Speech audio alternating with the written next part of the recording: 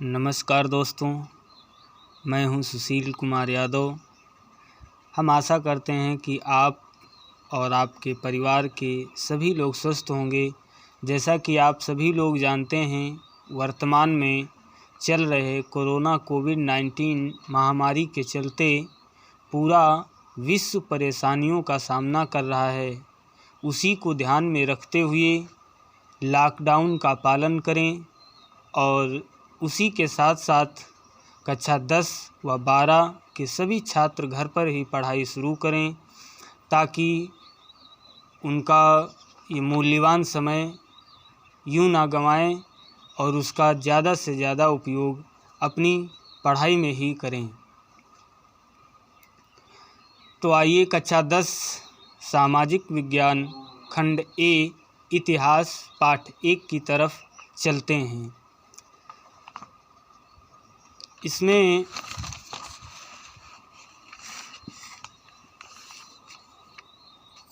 देखिए, फ्रांस एक यूरोपीय देश है। फ्रांस जो है एक यूरोपीय देश है।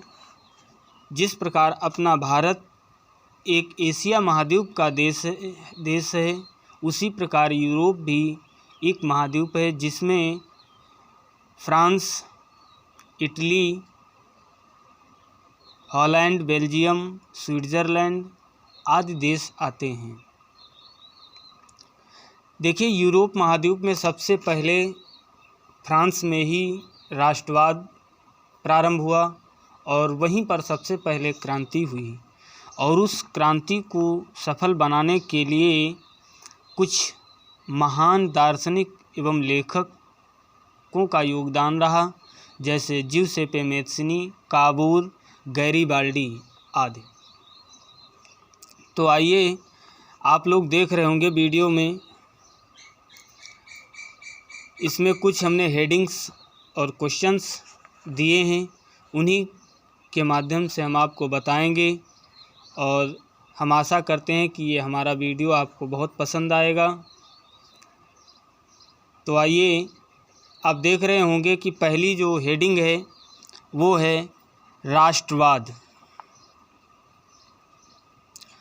राष्ट्रवाद के प्रति निष्ठा, उसकी प्रगति को और उसके प्रति सभी नियमों आदर्शों को बनाए रखना राष्ट्रवाद कहलाता है। देखिए, राष्ट्रवाद क्या है? तो राष्ट्रवाद यही है कि राष्ट्र के प्रति निष्ठा, उसकी प्रगति और उसके प्रति सभी नियमों आदर्शों को बनाए रखना ही राष्ट्रवाद कहलाता है। फिर अगली हेडिंग है राष्ट्र। राष्ट्र किसे कहते हैं? प्रोफेसर अर्नेस्ट रेनर के अनुसार समान भाषा, नस्ल, धर्म से बने क्षेत्र को राष्ट्र कहते हैं। फिर अगली हेडिंग है नारीवाद। नारीवाद किसे कहते हैं? स्त्री पुरुषों के समान सामाजिक, आर्थिक एवं राजनीतिक सोच के आधार पर महिलाओं का अधिकार नारीवाद कहलाता है।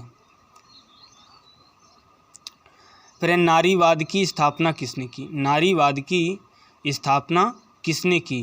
तो नारीवाद की स्थापना लुईने ऑटो पीटर्स ने नारीवाद की स्थापना की।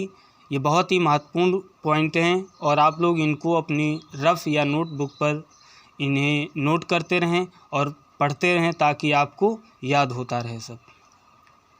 फिर अगला प्रश्न, फ्रांसीसी क्रांति और राष्ट्र का विचार। फ्रांसीसी क्रांति और राष्ट्र का विचार क्या था?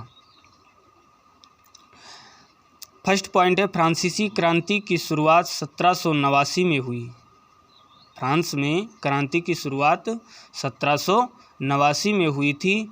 और सेकंड पॉइंट है, फ्रांसीसी क्रांति में सभी लोगों की मांग थी कि राजतंत्र को हटाकर प्रजातंत्र को लाया जाए। फ्रांस में जितने लोग रह रहे थे, उन सभी लोगों की एक मांग थी कि फ्रांस में जो राजतंत्र चल रहा है, इसको हटा करके प्रजातंत्र स्थापित किया जाए। सेकंड पॉइंट है, फ्रेंच की भाषा को राष्ट्रभाषा घोषित किया गया।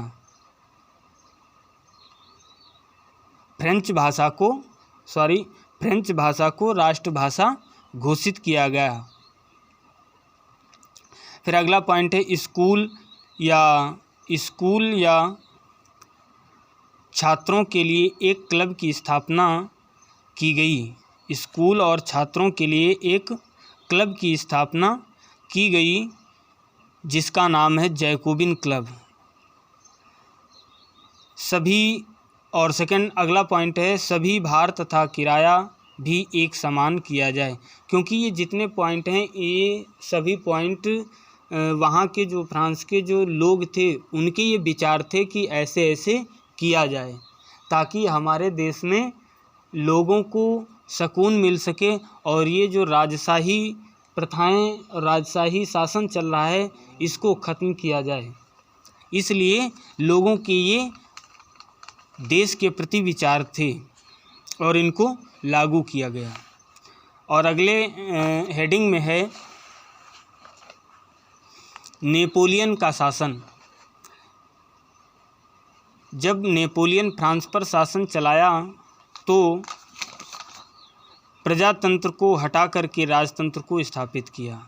नेपोलियन ने जब फ्रांस पर शासन चलाया, कहने का मतलब जब नेपोलियन ने फ्रांस पर शासन चलाना शुरू किया तो सबसे पहले उसने यही कार्य किया कि प्रजातंत्र को हटा करके राजतंत्र को स्थापित किया और उसके बाद में कानून के सामने सबको बराबर रखना, कानून के सामने सबको बराबर रखा। कानून मतलब ये कि कोई ऊंच नीच या जाति धर्म के या अमीर गरीब ऐसे जो भेदभाव थे कानून के सामने पहले चल रहे थे वो उन सभी भेदभावों को नष्ट किया और कानून के समक्ष सभी को बराबर का हक दिया। सेकंड है संपत्ति के अधिकार को सुरक्षित बनाया। दूसरा है संपत्ति के अधिकार को सुरक्षित बनाया और भूदास और जागीरदारी प्रथा से मुक्त कराया। सभी वर्गों को समान रखा। इन तमाम जो कुरीतियाँ वहाँ पर थी उन सभी को नेपोलियन ने हटाया और एक नई नीति और नए शासन का संचालन शुरू किया। फिर है अगला इटली का एकीकरण। 19वीं सदी के मध्य इटली 7 राज्यों में विभाजित हो गया था। 19वीं सदी के आते आते ही यानी 19वीं सदी आधी गुजर गई थी तब जो इटली था, इटली के 7 राज्य यानी इटली जो देश था वो 7 राज्यों में बंट चुका था। फिर है अगला पॉइंट 1830 के दशक में ज्यूसेप्पे मैत्सिनी ने एकीकृत गणतंत्र के रूप में इटली के एकीकरण के रूप में काफ़ी प्रयास किया। ज्यूसेप्पे मैत्सिनी इटली का जो एकीकरण हुआ उस एकीकरण के लिए बहुत ही अधिक प्रयास किया और इटली में एकीकरण को प्रारंभ किया। अगला पॉइंट है मैत्सिनी, काबूर एवं गैरीबाल्डी ने मिलकर इटली का एकीकरण संभव बनाया।